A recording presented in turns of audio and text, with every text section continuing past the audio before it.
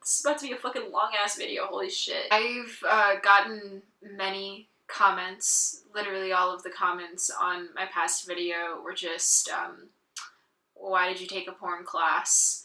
I mentioned this in the video already, but the class was fucking crazy, so I figured, you know, I have a bit of a lull before I kind of delve into, like, this summer, like, projects I was planning on doing. But, you know, why not talk about that? So, the way the curriculum, I guess, at my school is set up is that,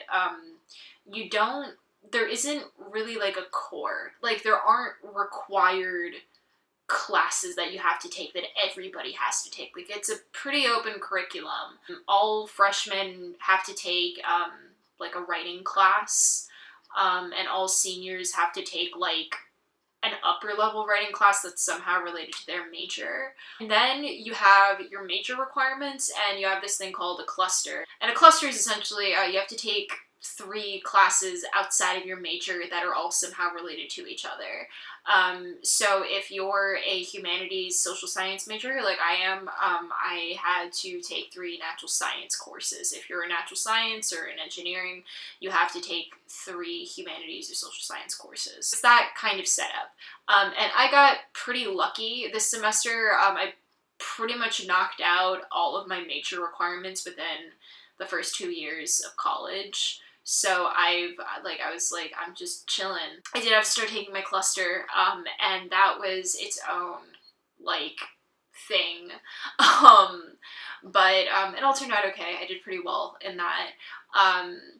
But but for the other 2 classes that I had open, I was like, well, I don't really have any major requirements left except for the senior seminar.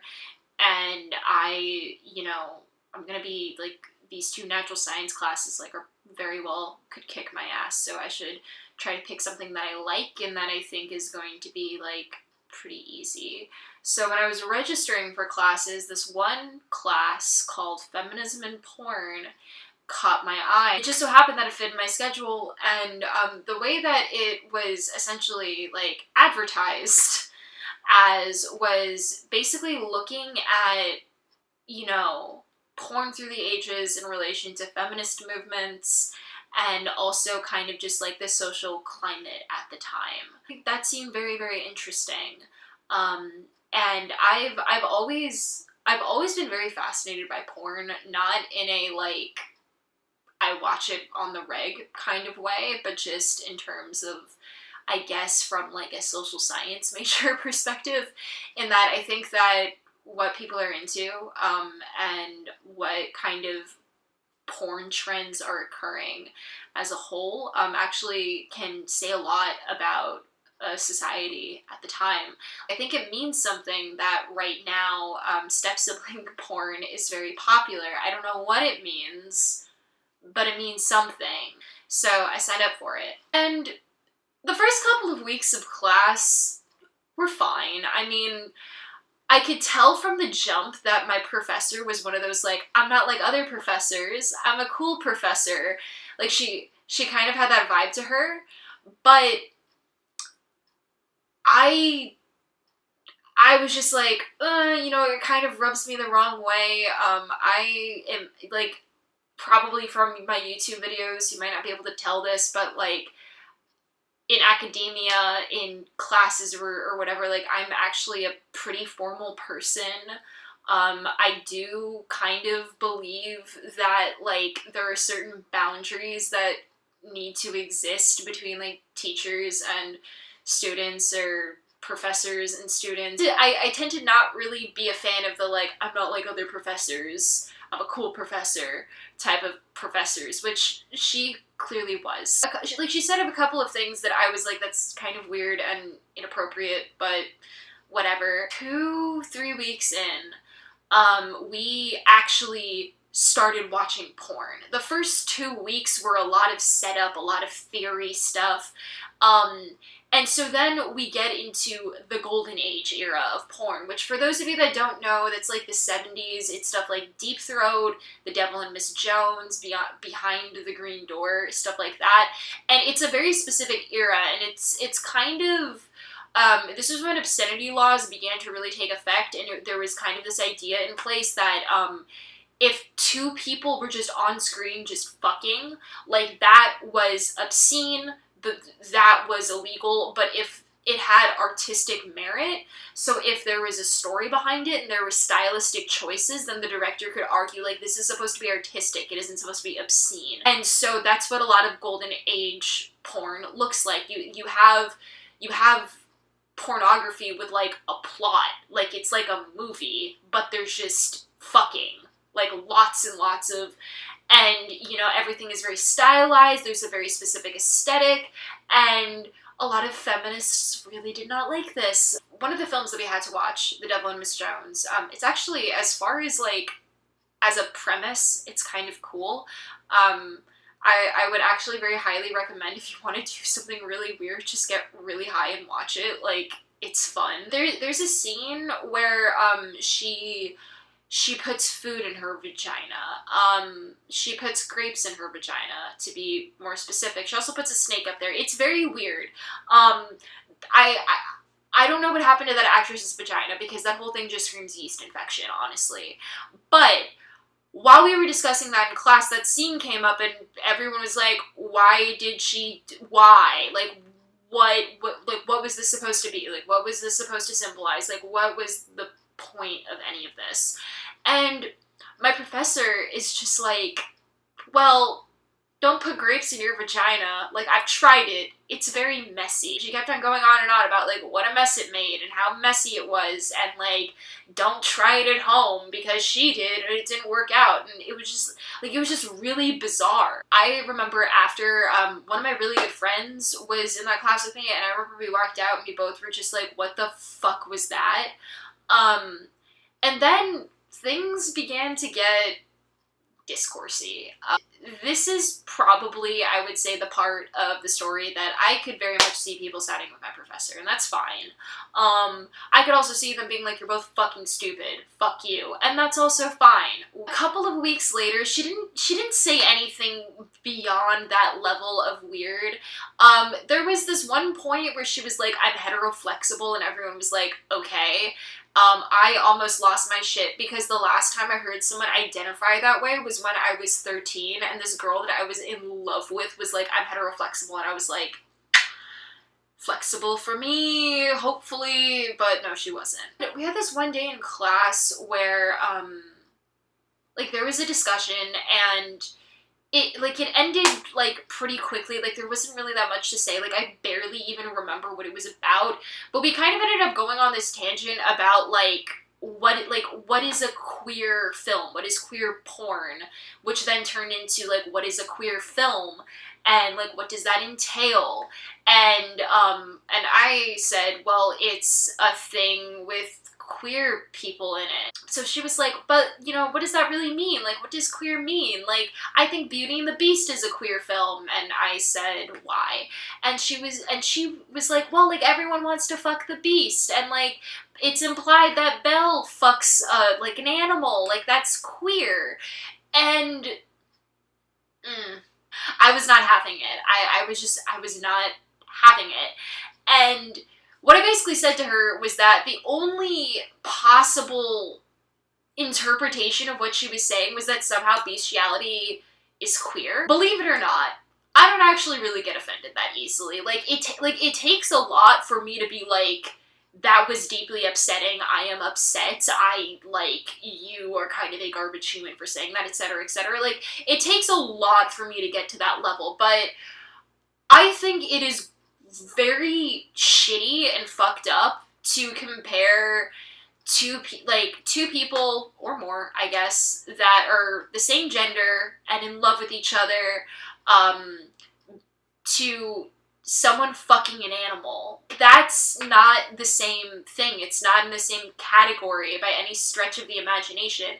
And it's also extremely insulting to queer people. Like, one of the issues that queer people have faced over the years is their sexuality being compared to things like bestiality and pedophilia and even necrophilia. Like, it's just not the same thing. And she was like, but it's not normative, so, like, it's queer. And what she essentially was espousing was something that there's a term for it, queer theory so radical it's actually homophobic. And what that basically means, for those of you that don't know, if you ever see an academic article with a ridiculous fucking title, it's probably queer theory. Queer theory is like essentially the really weird, crazy cousin of like all academia. This is for several reasons.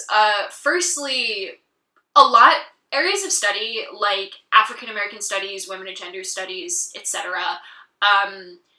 There tends to be a sort of end goal with the work that is being done, with the academia, with the discourse, and with what is being discussed. There's also a very specific framework, and whether or not you like this framework, the framework is there for a reason, and it's there to discuss a certain issue overall. African American studies, for instance, is primarily focused on combating racism. Same thing with women and gender studies. I don't really care for the framework in that. I've just never really cared for it. I've never really liked it.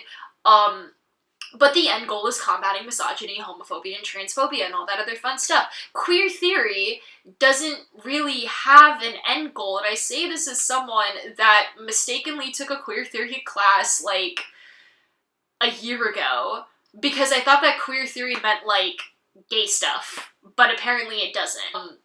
But, like, yeah, there's no end goal. It's literally just a bunch of academics sitting around, and being like, is this queer? Probably. I guess it's queer. And then if you're like, maybe it isn't queer, they're like, no, you're too normative, it's queer. They're not trying to combat anything. They're not trying to, like, examine anything, really.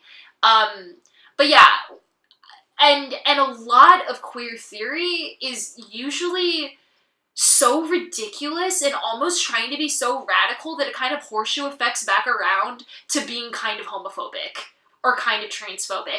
This one academic, she put out an article, I think it was a she, it doesn't matter. This dumb bitch put out an article where she was like, drones are basically trans bodies because they're like, they have no gender. So drones are queering warfare. Like, that's a ridiculous premise. No one needs that. The world is in a better place for you pointing that out. There's no point. And a lot of LGBT people, a lot of people that identify as queer, really don't like queer theory for all of the reasons I just outlined.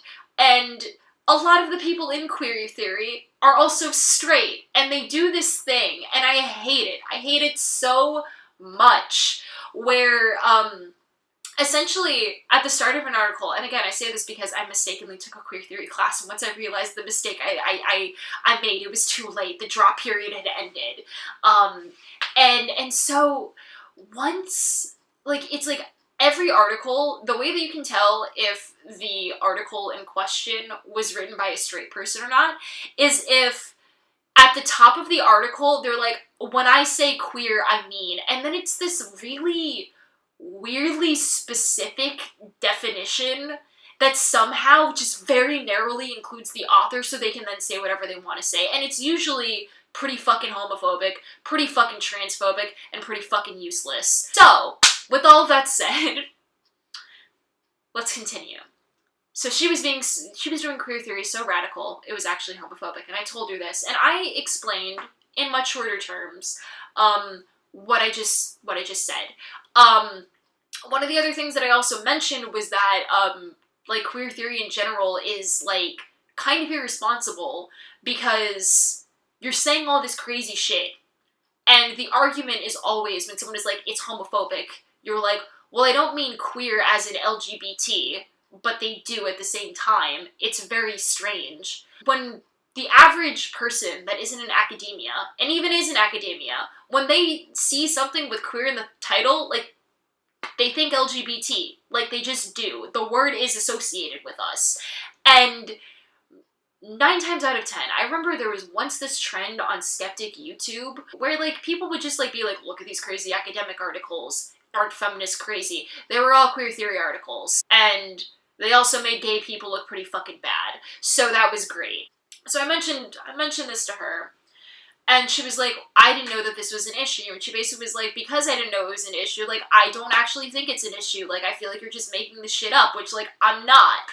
And I was like, well, maybe it's because you're not gay. And it was like a bomb went off in the room. As I mentioned already, she said a few weeks ago that she was heteroflexible, which still has hetero in the name, so, you know, semantics.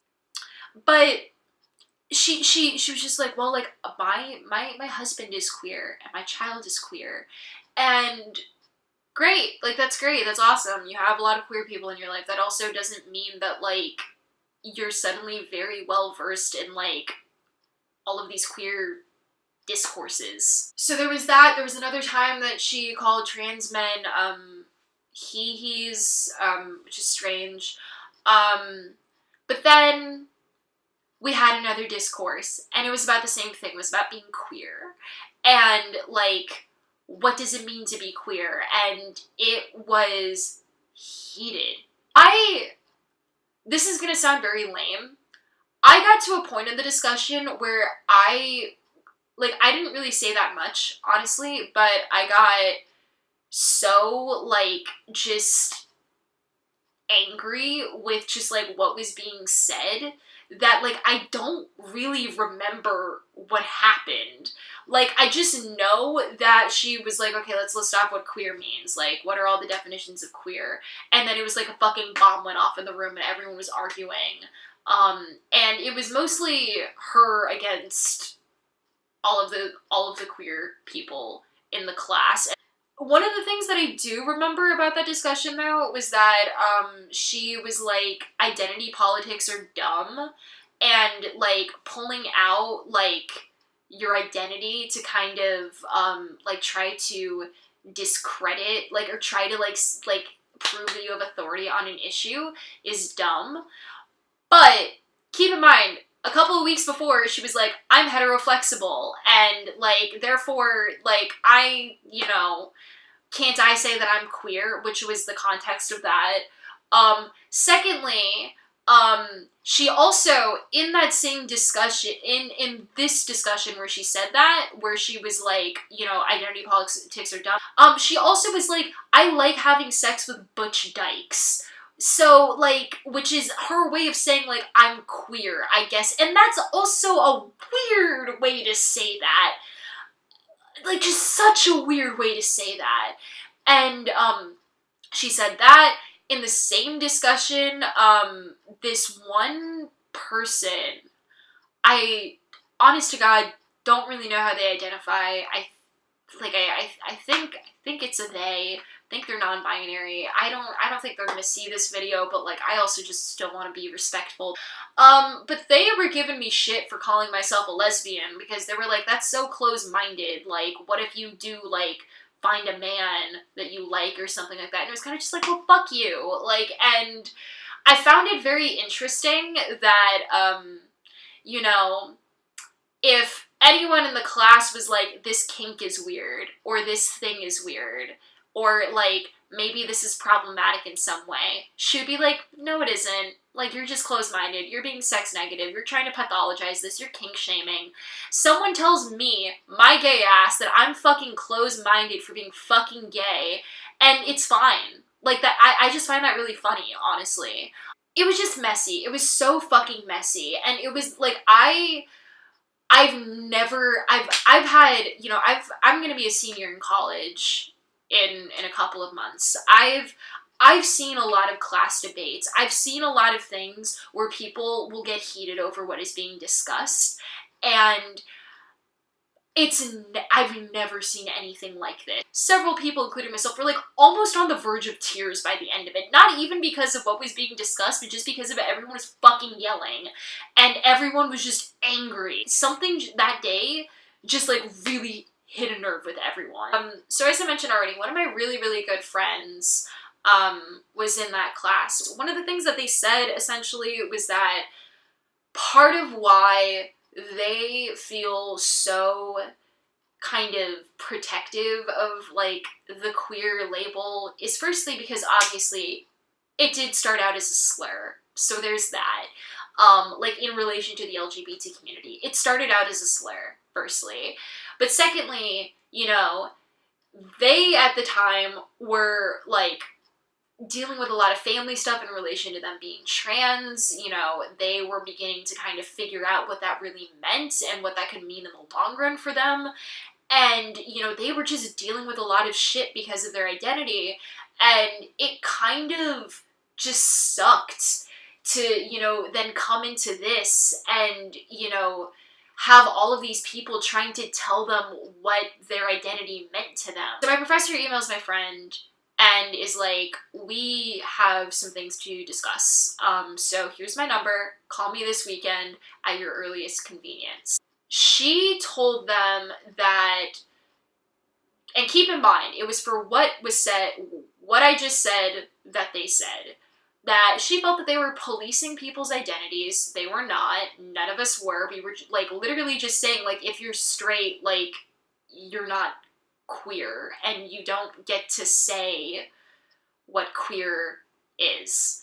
Gatekeeping, policing people's identities, they were a fucking bully, you know, all of this shit, and just, like, yeah, my friend was like, you said some incredibly transphobic things in the past, you've also, like, you were fucking talking about how you like getting fucked by butch dykes, like, what the fuck was that?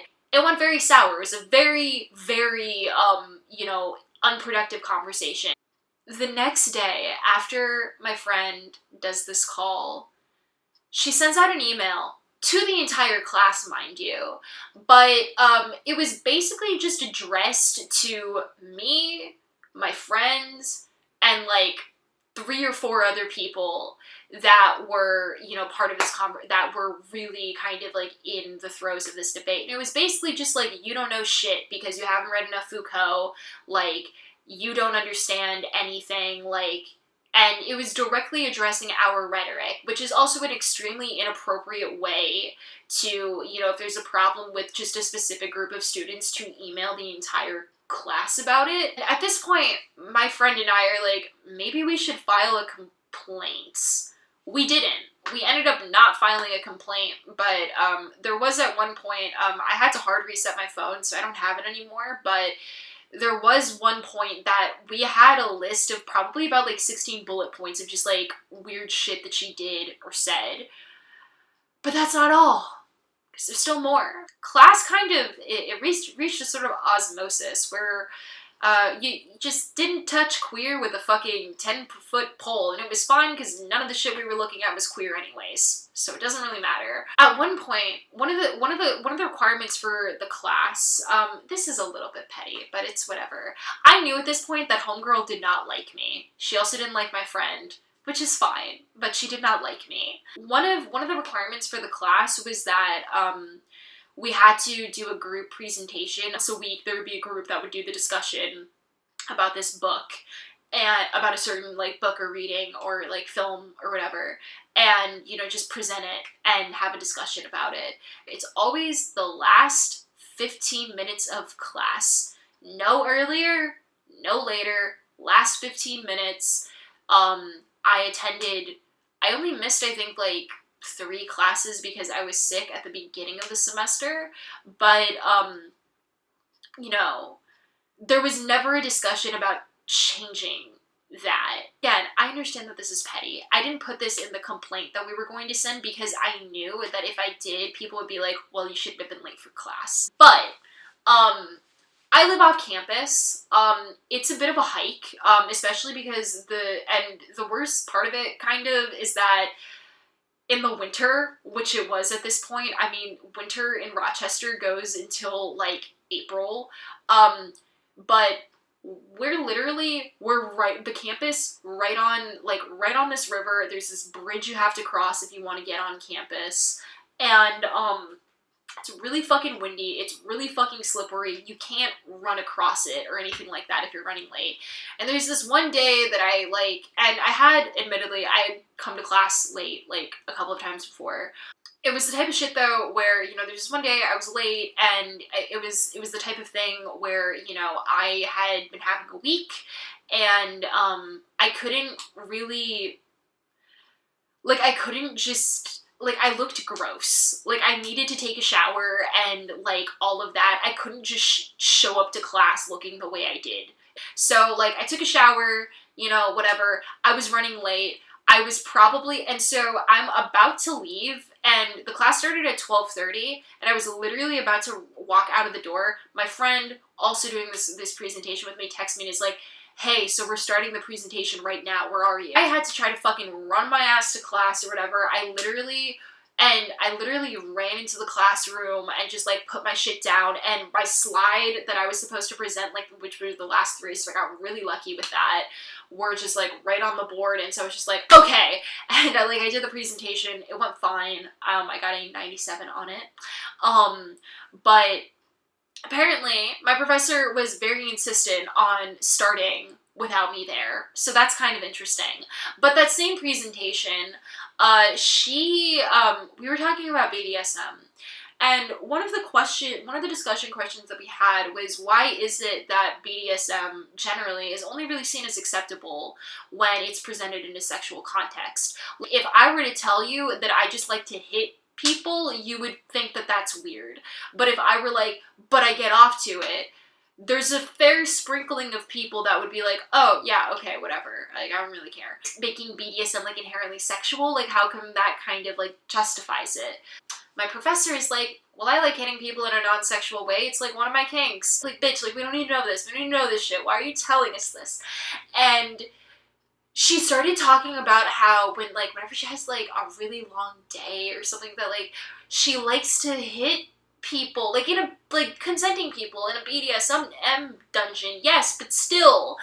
And we were like, okay, and she was like, I think it's because when I was a kid, I used to, like, wrestle with my dad, and just, like, talking about her fucking childhood, and it's, like, really bizarre. She ends it by being like, yeah, like, I love all kinks except for blood play.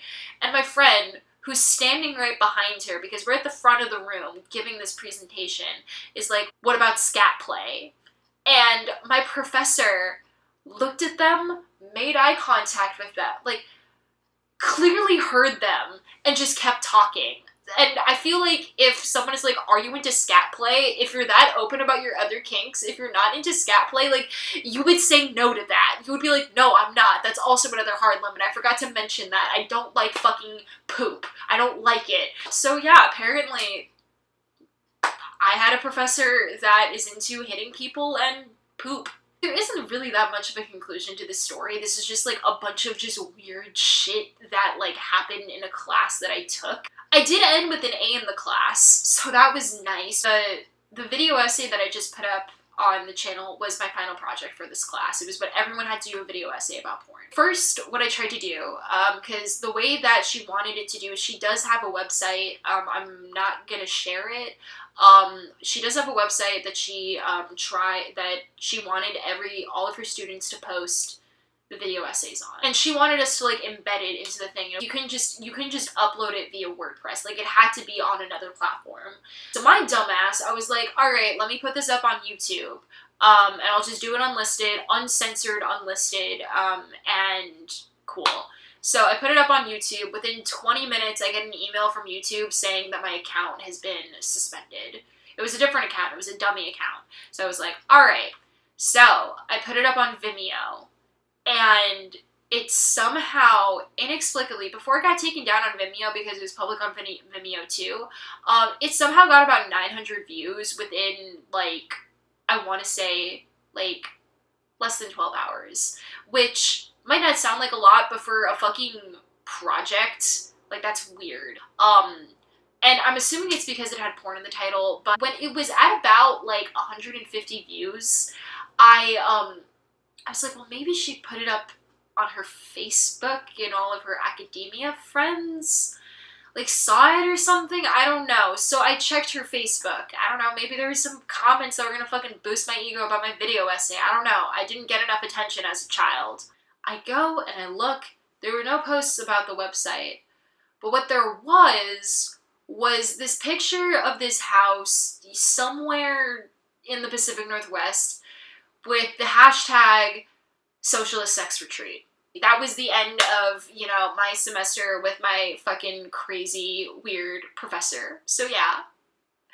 I played myself, but my GPA did not play itself, so holla. I haven't done this outro in such a long time. If you want to hear me do music things, you can find me at apologistmusic.bandcamp.com. I am currently working on a EDM mixtape. It's bad. This is gonna be the thing for it. I'm planning on dropping a single sometime in the near future, so keep an eye out for that. If you want to see me do more stuff, feel free to give this video a thumbs up and subscribe. But otherwise, I hope you have a lovely day.